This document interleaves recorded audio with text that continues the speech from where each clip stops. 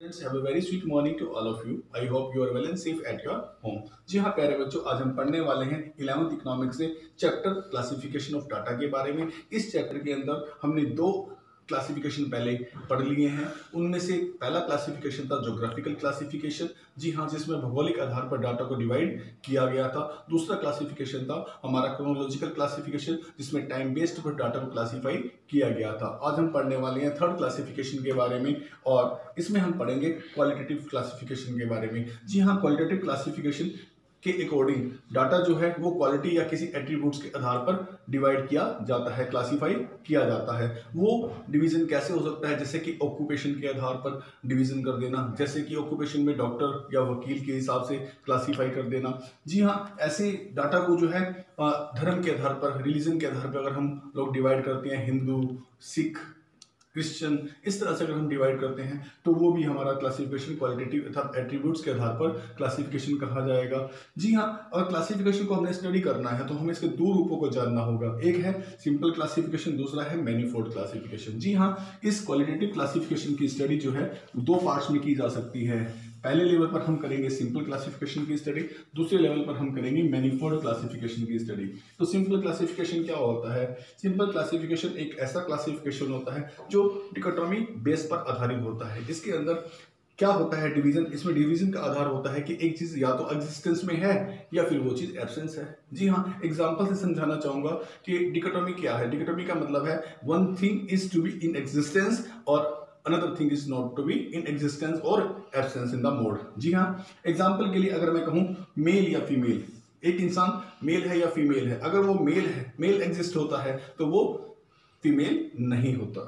अगर मैं कहूँ हेल्थी और अनहेल्थी के अंदर कहूँ तो जी, एक पर्सन जब हेल्थी है तो वो अनहेल्थी सिचुएशन में नहीं है। अगर मैं कहूँ एक वर्कर स्किल्ड है, और स्किल्ड और अनस्किल्ड की बात करूं तो एक वर्कर स्किल्ड है तो वो एग्जिस्टेंस में है, तो इन एग्जिस्टेंस में क्या है अर्थात एब्सेंस क्या है, वो अन है, जो अनस्किल्ड नहीं है। मेरे बच्चों, इस तरह से सिंपल जो बाइफरकेट करता है कि एक चीज एग्जिस्टेंस में है और एक चीज एग्जिस्टेंस में नहीं है, ऐसी क्लासिफिकेशन को हम सिंपल क्लासिफिकेशन ठीक कहते हैं।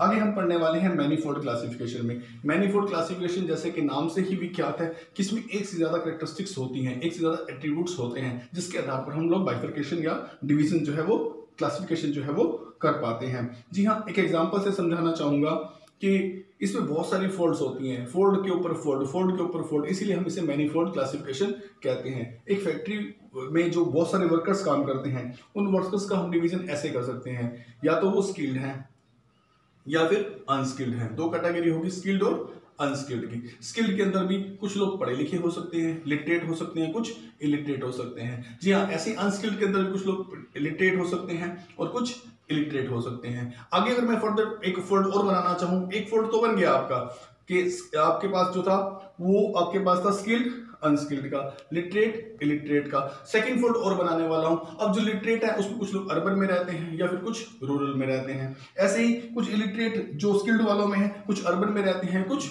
रूरल में रहते हैं। ऐसे ही वाइस वर्सा अनस्किल्ड कैटेगरी के अंदर भी अर्बन रूरल जो है वो फोल्ड बनाए जा सकते हैं। तो प्यारे बच्चों, जहां पर दो या दो से ज्यादा कैरेक्टरिस्टिक्स को या एट्रीब्यूट्स को हम लोग शो करते हैं, वहां पर मैनीफोल्ड क्लासिफिकेशन होता है। चलिए मैं आपको इसका जो है एक डायग्राम जो है वो दिखाता हूं।